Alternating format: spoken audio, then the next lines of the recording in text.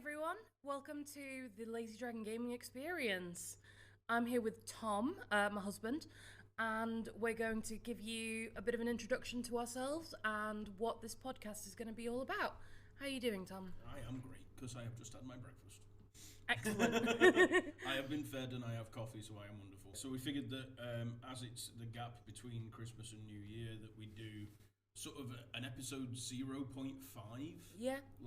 Which is the introduction to the podcast and the people who will be involved and what we'll be talking about, so what you can expect to hear in the coming weeks and months and what have you. We expect the podcast to last between an hour and 2 hours every episode. We're not going to be one of those big sort of 6 hour long-winded podcasts. It's just going to be about an hour at a time. Sometimes a little bit longer depending on how rambly we get. Because we have been known to ramble. But well, yeah. we do enjoy going on tangents, yeah, don't we? Tangents and rambling is like a big thing. Lore-induced tangents. They are quite interesting, though, when you and Pete get going. Yeah, it's we know quite a bit about subjects and we have differing opinions on the characters and what's good and what's not. So, and one thing usually connects to another, which happens a lot in lore, especially in 40k.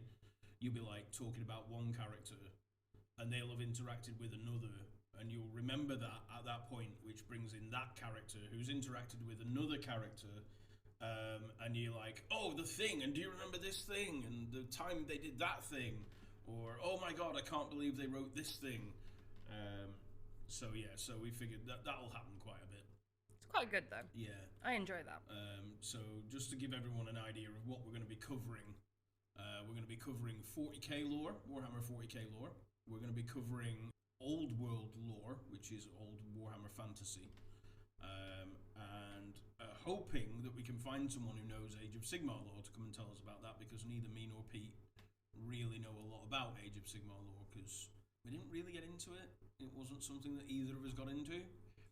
So we're hoping we can find someone who knows a little bit about 40k lore, about Age of Sigmar lore, so they can come and talk a little bit about that, because I would like to know a little bit about it. I'm interested.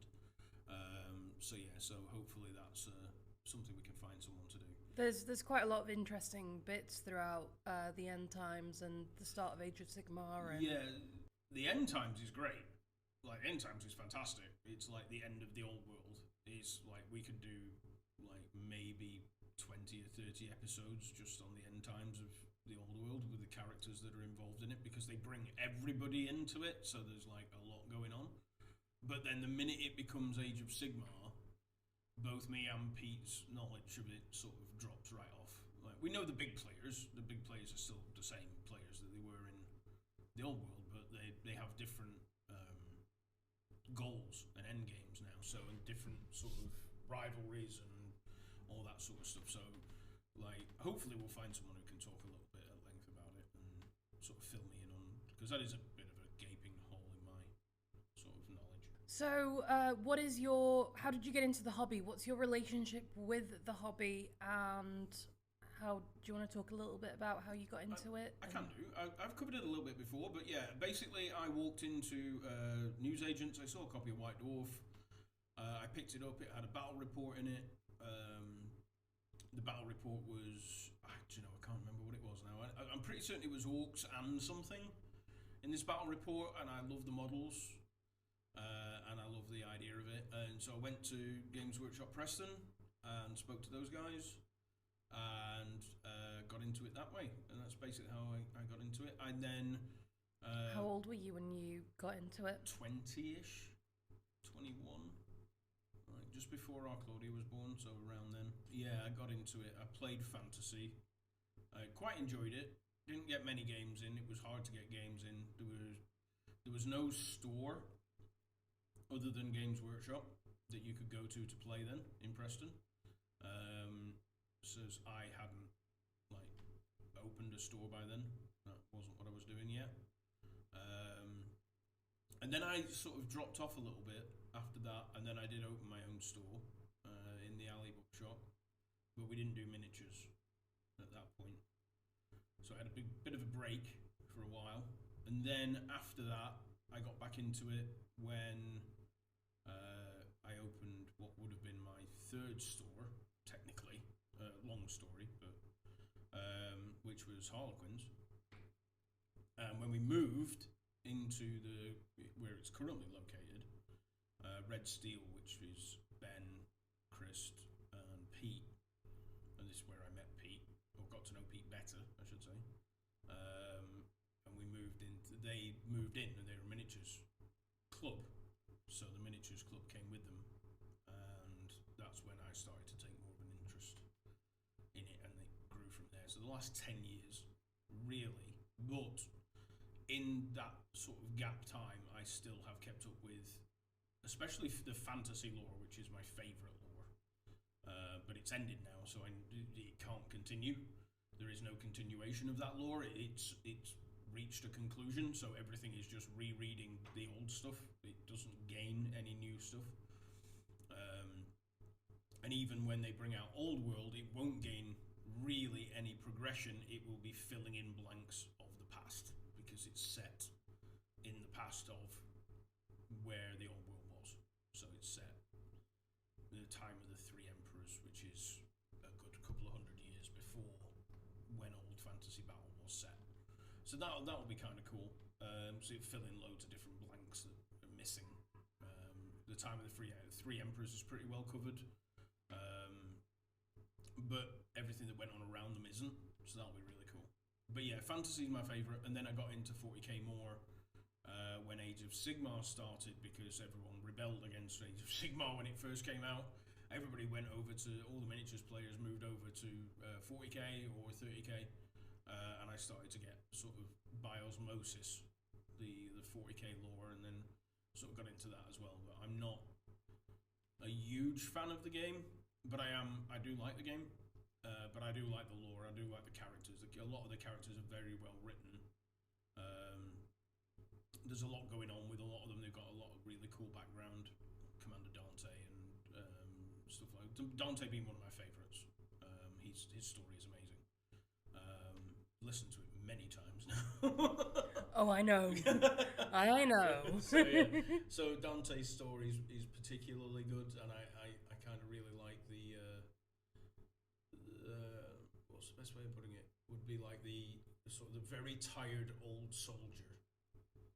Sort of Richard Sharp is one of my favourite characters. One of my favourite book series is Sharp by Bernard Cornwell, and he is, even when he's young, he comes across as a tired old soldier, and by the time it gets later on, he is a tired old soldier who just can't stop fighting because he keeps getting dragged back.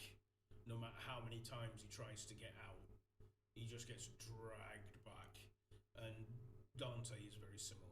Like he can't retire. He's a space marine. They don't retire. They serve until they die. And Dante's still alive, so he can't retire. So it's just this sort of progression of Dante's life, that he is old and tired, but he knows he has a job to do and everybody else depends on him, so he does that job exceptionally well.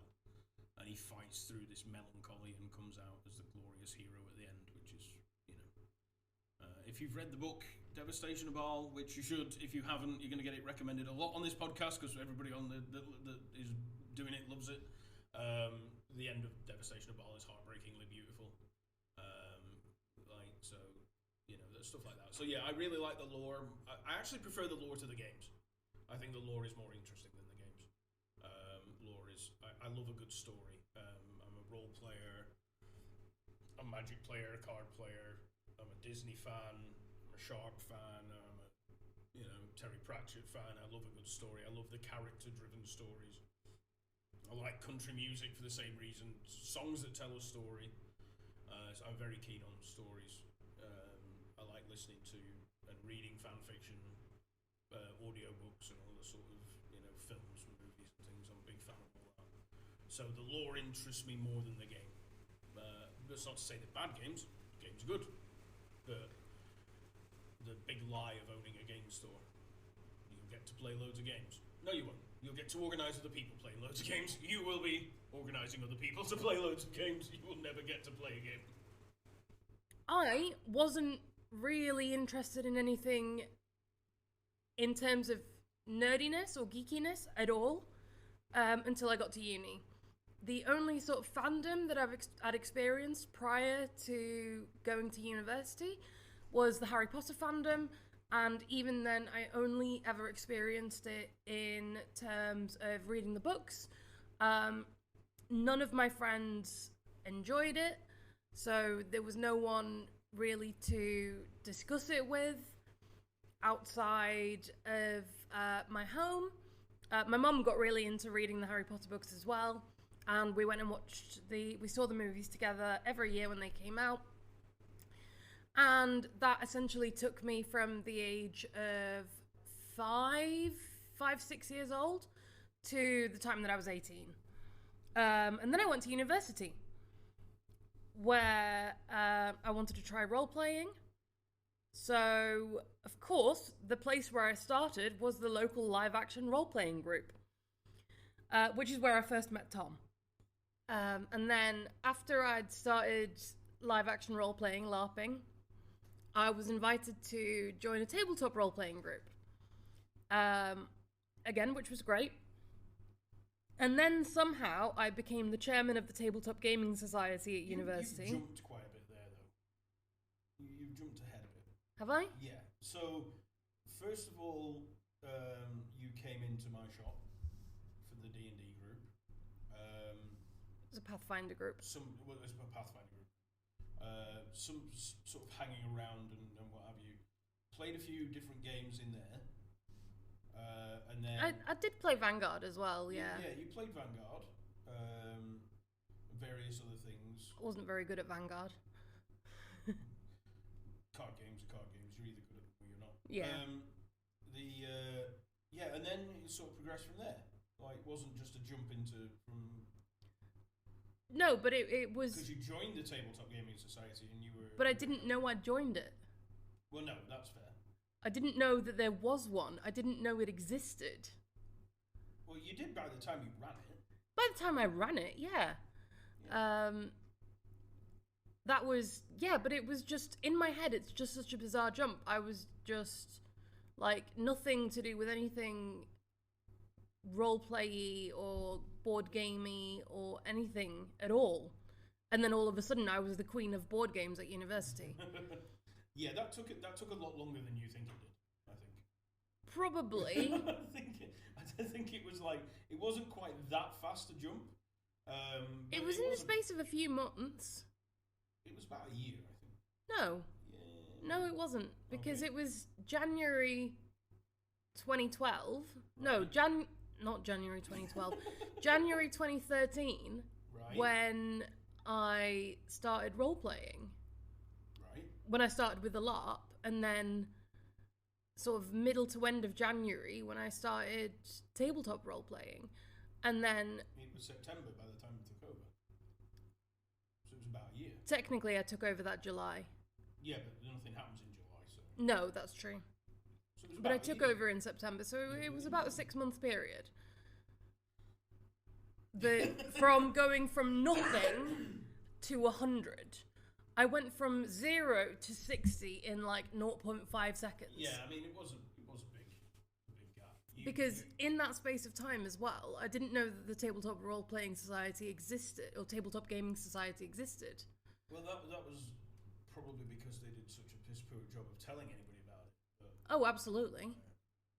but anyway, I've interrupted your story. You're now in charge of the Tabletop Gaming Society at UCLan. Yes. Diverged somewhat. Go on. We were located in your shop. Yes. And this is something that most people don't seem to don't realize, don't think about when they see us together, is that I started off as a customer of yours. Yes. And I got in the way a lot. Yes. And I caused a whole load of drama for you. Yes. Hopefully none of it too bad that you had to sort out. No. No, nothing was terrible. And I ran board gaming events in your shop. We ran tournaments for board gaming. We did. Yeah. That was great. And that sums up more or less the next couple of years, because the next important point wasn't until I was finishing uni, the last 6 months of my uni career. Yep. which was 2015. 2015. And that's when you approached me to A, be your girlfriend, Yes. and B, to open up a shop with you Yes. in Blackpool.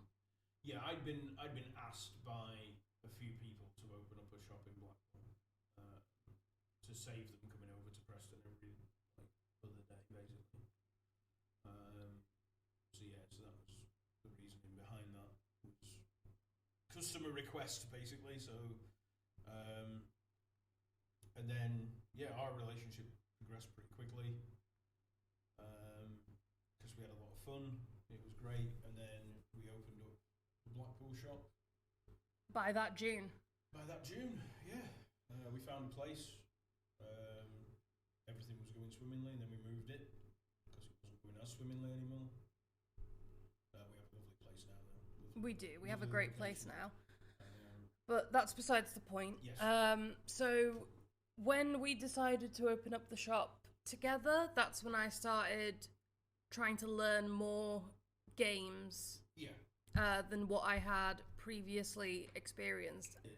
And that's when I started trying to learn more games. I requested people to teach me the games that I saw them playing around the shop. So I spent 3 or 4 weeks and I learned a game system a week.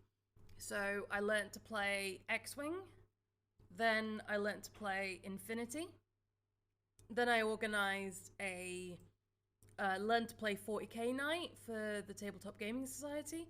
That was a bust. I was so upset how much of a bust that was. We did that before you got the shop, though. Yes, I did. That was back at Harlequins in Preston. That was before you got That- we opened Harlequins in Blackpool. Yes, because I was actively trying to learn games. Yeah, that was more of an event for the society than it was for anything else. But you did do it. You did do a learn to play 40k in the shop in Blackpool. Yes. I don't remember that though. Yeah, probably for a new edition. Was it for 8th or 9th or something? 9th, probably. Yeah, probably. Because 8th was already out. Because me and Josh would spend hours poring over the Necron Codex, Yes. writing lists and looking at the paint jobs Yes. and all that jazz. So yeah, I had a very kind of jump in the deep end, kind of all or nothing approach to getting into the hobby, which I do not recommend for anyone else. I think it only worked for me because of the kind of person I am and kind of where it's led me. What else can I say? Yeah, that's sort of my relationship to the hobby. I'm very new to it. This You're not anymore. Hmm? You're not new anymore. Well, this trajectory has kind of taken place over the last sort of 10 years. I'm very much like you. I don't enjoy playing miniatures games so much. I very much prefer my role-playing games. I love my role-playing games and I love my board games. I'm not so much a miniatures gaming or a card gamer. I don't think those kind of games suit my personality and my attention span very well. No, I think the way that your thought process works doesn't fit itself very well to miniatures gaming. No. You have a habit of over analysing, which makes it very difficult when it comes to miniatures games because there's a lot to analyse. Yes. And I think it's the same with card gaming. Yes, you are better at card gaming. Yes. I wouldn't go as but it's what you enjoy. You gotta play what you enjoy. If you don't enjoy it, don't play it. Oh, absolutely. Play, and that's why. But very much like you, I love a good story. I adore the lore. And yes, like everything you say about Dante, is just like he's Dante is life. Dante is bro. yeah. I totally have like a 40k Space Marine crush on Dante, and I just want to make everything better for him. Yes. So if nothing else, you just want to give him a hug and just be like, "It'll be okay. You'll get there." Yeah. But yeah, so But yeah, that's a little bit about us and where we are. Kind of sums up Yeah, our I think so. personalities a little bit as well, I think. Oh, we got married as well, by the way. Oh, yeah, we got married. 6 months ago from recording, we got married. So not only did I meet a girlfriend and a fiance, I now met my wife as a result of running a game store, which I think is the best thing to come out of running a game store, honestly. The other thing we hope to do with this podcast is have several special guests on. Obviously, Pete will be joining us more often than not. Pete Reardon at Onyx Dragon Gaming. He will be, because he's works at Games Workshop. He's been involved in the hobby for a long time, and he's very, very knowledgeable about a lot of things. Also, one of the best painters I know as well. Yes. We also hope to make the hobby accessible. Yes. To new people who don't necessarily know where to start. People who want more information if they're wanting to start a new army, or if they've just seen the Warhammer shops in town and they're like, oh, I want to know more about that. Like, what is it? Yeah. The podcast will be very new player or new person centric.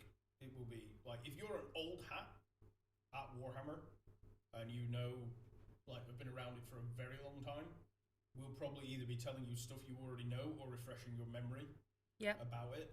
But if you're newer, especially if you only got started in like 8th, 9th or 10th edition 40k, and you've just been playing the game, which I know a lot of people do. A lot of people don't lore as much as we do. They might find it a little bit more interesting because we'll be telling them things they genuinely don't know. And then heard before. And then obviously you've got me, because I've not heard most of these stories either, because I haven't really been following the lore as well as you and Pete have. So I do jump in with questions of like, oh, is that character related to this character? They have similar names. Is that a regeneration maybe? You know, it's not completely out of the question that that's something that might have happened at some point along the line. You do get a lot of crossovers and things, but yeah. Having someone there that doesn't know it to ask questions will allow us to like fill in the gaps for people, because obviously me and Pete know it, so there's bits that we will gloss over. And then it's helpful to have someone. It's helpful to have someone there who's like, well, that didn't quite make sense. Can you explain that a little bit further? Yeah. Also handy to have the laptop open with Google on it to definitely figure out the bits that me and Pete can't remember, because the 40k lore is extensive.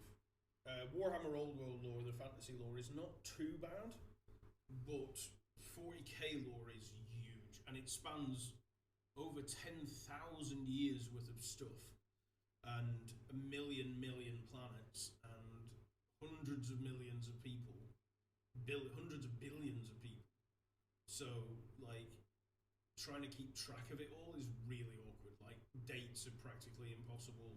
And then, of course, you've got the other thing with 40k lore, which is 40k lore is stemmed from the person telling the story. So yeah, I was just about to bring that up. Yeah, if you have a character in a book and they are telling the story of something that has happened, you are relying on that narrator being correct and remembering everything correctly. And if they go back later on and have conflicting things happen, it's not because they've cocked up, but because of the narrators are unreliable. So you can have conflicting lore and a conflicting side of events that is still canon, because both narrators believe it to be true.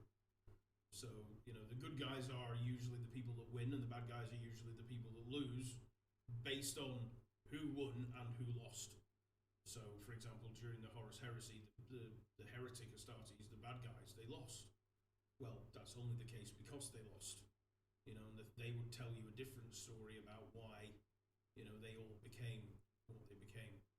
It wasn't because they were bad, it was because they were trying to stop something bad from happening. Well, no one sees themselves as the bad guy in their own story, right? Exactly, yeah. So there are a couple, especially in 40k, who know, like, you know, Khan the Betrayer, people like that. They're just like, yeah, we don't care, we're the bad guys, we're not bothered. But Sure. the fact that 40k is based on its narrators, and you can have two conflicting stories be canon, means that trying to correlate that, to put that across to somebody, is really hard.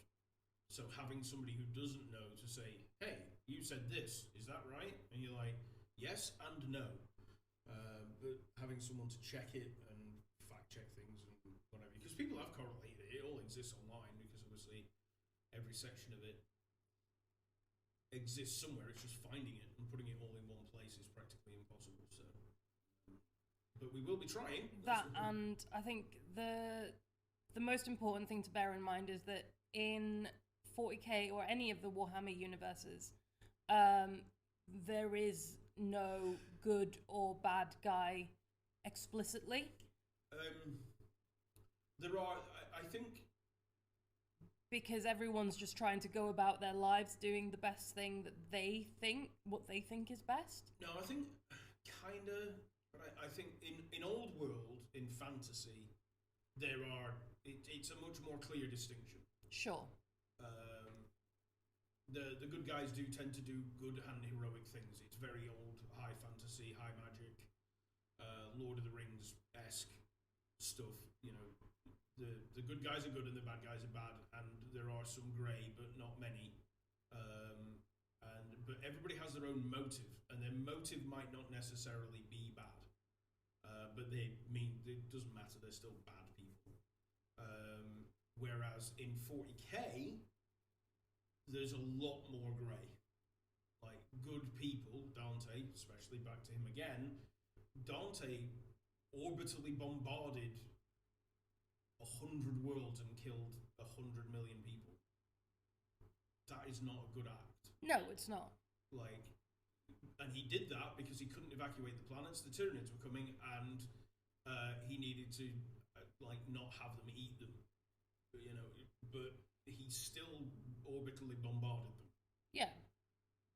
So even the best of people, like Dante, do horrific things in 40k that makes him not a good person. Other things could have been done, but he chose that path because that was the best path. And other people have done the same thing. Inquisitor Cryptman did the same thing. They call it the Cryptman solution. It's named after Inquisitor Cryptman, where they exterminatus planets to sort of lead Tyranid fleets into different sections away from other sections. And it involves the murder of millions and millions of people at a time in order to save hundreds of billions of people. It still doesn't make it good. So the distinction between good guy and bad guy in 40k is there's a lot more grey in 40k. There are many, many grey characters in 40k. There are, in old fantasy, not as many. They tend to be much more, this guy's clearly heroic, this guy is definitely not.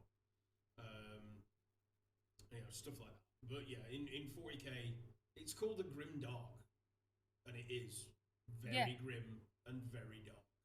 When even the best of humanity's golden children orbitally bombards 100+ planets and kills everybody on them because it is the best solution, that is not good. So,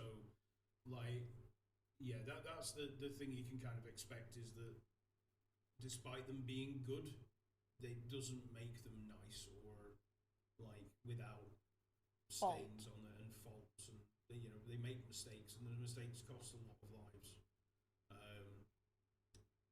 And that's one of the reasons I like it as much as I do, is that the characters, the best of the characters, always comes to a point where they have to make awful decisions that affect,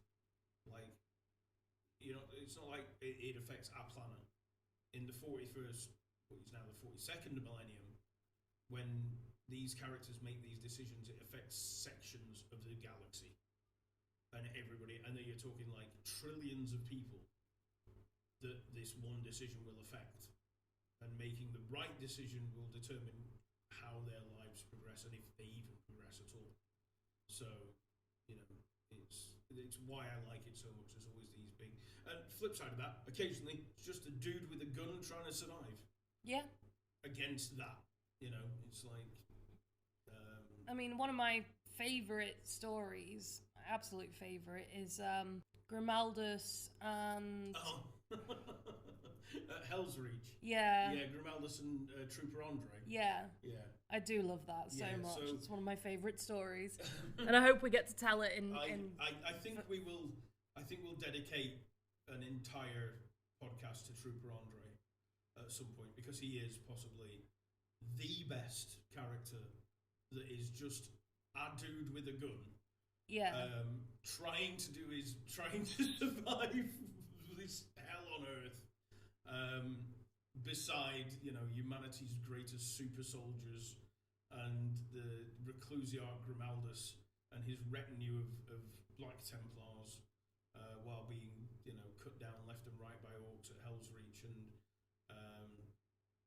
you have Trooper Andre of the Cadian Armageddon Steel Legion, and he's his sort of little mini side story that happens alongside Grimaldus, and how it keeps re-merging with Grimaldus' story, at the end of which is absolutely one of the funniest things that anybody has ever written about a Space Marine, which is fantastic. But we'll save that. I will tell that story, or Pete will tell it, one of us will tell it. I absolutely adore that story, and I can't get enough of it. Yeah, but Trooper Andre and Reclusiarch Grimaldus of the Black Templars, and their intertwining, what would you call it? It's sort of like this really odd bromance that they've got going on. That only Trooper Andre knows about, because Grimaldus doesn't have a clue. So Grimaldus doesn't have the first clue it's happening. So. On a separate note, what is our first episode going to be about, Tom? Different factions that make up the majority of the armies that are available to play on the battlefield in the 42nd millennium. Specifically, the ones that Games Workshop themselves recommend to new players. Yes. Because they have a fantastic website, which is warhammer40000.com, I want to say it is. It'll be in the description of the podcast when it goes up. But yeah, our first one will be me and Pete discussing all those factions and little bits about them, with the intention of going back later and fleshing it out into sort of historical bits. I don't know whether we'll do entire episodes on, say, the Space Wolves, for example, but we might do an entire episode on the Space Wolves and the Dark Angels, because they sort of intertwine quite well. So you get to cover both to fill out the episode, so you'll get a double hit, and then you've got so for example, like the Blood Angels and the Tyranids, which Dante, that will probably fill out another bit. So I think we are going to be starting the podcast with a whole series. Yes. On 40k, and then we will probably be moving on to Old Hammer. Yeah, Old World, because Old World is coming out soon. So because Old World's coming out, we'll move on from 40k and go and discuss the Old World for a lot, because that will fill up the time between us starting it and Old World coming out. Yes, and hopefully Pete is well enough for that, because our first episode has taken officially 4 weeks and we've not finished recording it yet, because he's been so poorly over Christmas. Yes, it's very difficult to record a podcast while Pete hacks his lungs out. So yeah, so this is why we're doing this little bit of a filler episode to catch it up. But yeah, so we'll be doing all of that, and then we are like I said, we are gonna have some special guests on to discuss other things. So be that painting or modelling or hobbying or lore for other games or other stuff like that. So we'll try and drag some people in for various other games, lore, or just gaming in general, how to get started in certain games. I'm quite interested in Battletech at the moment. Yeah, that's there's a lot of interest kind in of Battletech. drawn my intrigue a little bit. Everybody likes a good mech suit, so yeah, that'll be interesting. But yeah, so this is episode sort of 0.5 in the run up to episode 1. Yep. Because we think this is going out in the new year, but we're recording it before the new year. Yes. So if you are listening to this at some point during the course of the future, hello from the past, and also, Happy New Year. We hope you all had a good one into 2023, into 24. Because obviously it will live forever on the internet, so just in case. This is recorded in 23, and we're about to take a break into 24. So if you find it at some point in the future, that's when we recorded this. So we hope you have a wonderful New Year. And if you find it in the 41st millennium, on the whatever they call Let us the internet. know. No, I think we're long dead by then. That's like 38,000 years in the future. But if humanity still exists in the far future, the grim, dark far future in the 41st millennium, and you happen to find this podcast, we hope we were wrong. That's all I can say, is I hope that we were wrong and it's gloriously happy and not Warhammer 40k. Yes. But if other than that, we hope you have a great New Year. So. And thank you for listening to us rambling on about ourselves. It's not a favourite topic of either of us.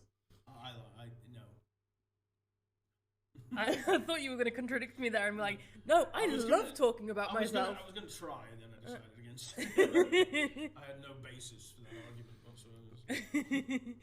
No, it is not a favourite topic of ours at all. So thank you so much for listening and for staying along, listening along. I don't know what I'm saying anymore. Just sign off. Thank you and goodbye, and we'll see you at some point in the new year.